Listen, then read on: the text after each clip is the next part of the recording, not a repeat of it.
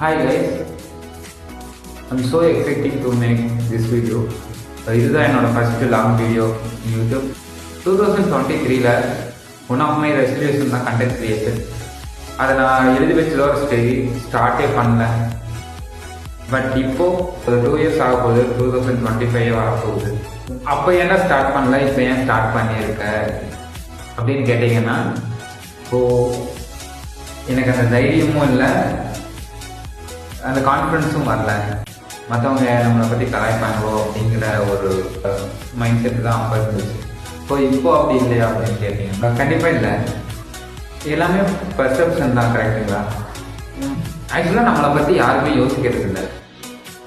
நீங்களே நினச்சி பாருங்கள், நீங்கள் காலையில் நீங்கள் எந்திரிக்கிறதுலேருந்து தூங்குற வரைக்கும் ஒன் டேல நீங்கள் உங்களை பற்றி அதிகமாக நினைக்கிறீங்களா, யோசிக்கிறீங்களா?